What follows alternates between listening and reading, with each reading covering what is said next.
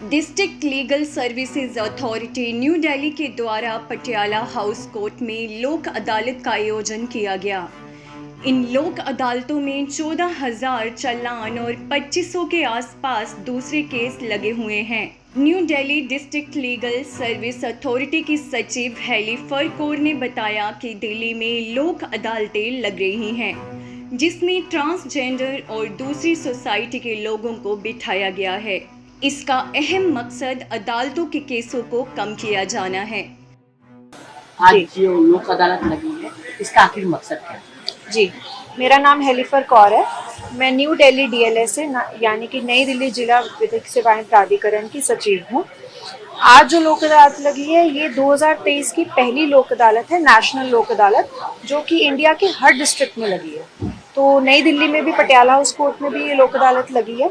इसका मेन मकसद ये होता है कि ये एक ऑल्टरनेट डिस्प्यूट रेजोल्यूशन है, जो कोर्ट से बाहर एक तरह की सेटलमेंट होती है केसेस में, दोनों पार्टीज को सुन के किया जाता है। तो लोगों का भी विश्वास और लोगों के लिए सहूलत के लिए है, प्लस कोर्ट की पेंडेंसी भी इससे कम होती है। कितने केस आज जो है वो लगे हुए हैं और कौन कौन से केस? पटियाला हाउस कोर्ट से जो रेफर हुए हैं वो 2300 केस रेफर हुए हैं, जिसमें कि मोटर एक्सीडेंट के केस, सिविल केस हैं, क्रिमिनल केस हैं, ऐसे सारे केस हैं। इसके अलावा ट्रैफिक चलान जो है वो 14,000 आज इन कोर्ट में लिस्टेड है। पटियाला हाउस में 14 बेंच बनाई गई हैं ट्रैफिक की अलग से।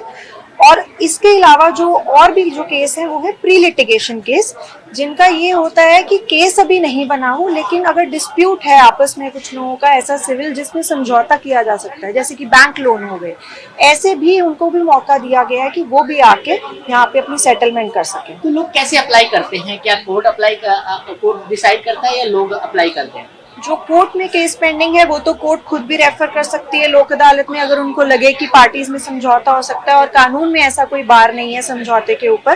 प्लस पार्टी भी अपने आप एक एप्लीकेशन मूव कर सकती है कोर्ट में कि मेरा केस पेंडिंग है और अगर इसको लोक अदालत में लगाया जा सकता है तो लगा दे।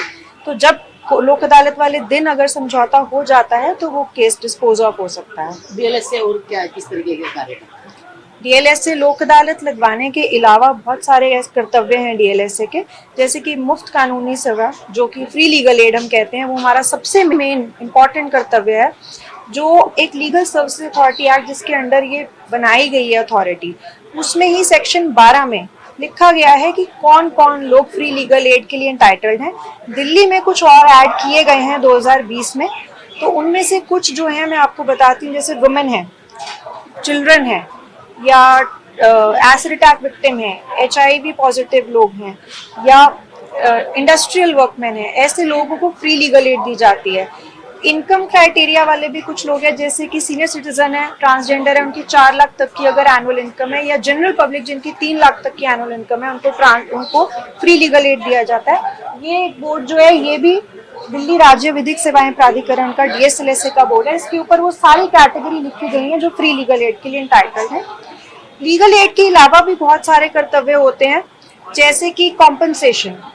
क्राइम हो जाता है, एक्यूज्ड जो है उसके राइट्स प्रोटेक्ट करने के लिए लॉ है, कन्विक्शन भी हो जाती है, लेकिन विक्टिम के राइट्स प्रोटेक्ट करने के लिए और उसकी रिहैबिलिटेशन के लिए जो कॉम्पनसेशन की स्कीम्स है वो भी DLSA के द्वारा इम्प्लीमेंट की जाती है। ट्रांसजेंडर का कहना है कि ये एक अलग एक्सपीरियंस है, लोगों के बीच में बैठना है। कोरोना काल में लोग बैंकों में पैसे जमा नहीं कर पाए, जिसकी वजह से ज़्यादा ब्याज लगा दिए गए थे, उसको भी कम किया जा रहा है। मेरा नाम है प्रेमा।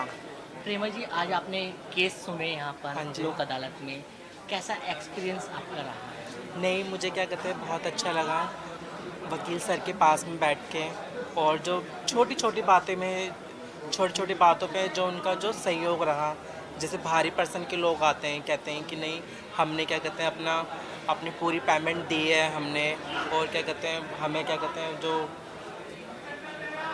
बैंक वाले हैं वो मतलब ऐड नहीं कर रहे थे, है ना। पर जब भी वो जज साहब उन्हें कहते हैं कि नहीं, बैंक वालों को ये समझाते हैं कि क्या कहते हैं, नहीं कोई बात नहीं, अगर किसी कारणवश ये इतना नहीं दे पा रहे हैं तो आप इतना लेके केस को ख़त्म करो यहीं पर ही, है ना।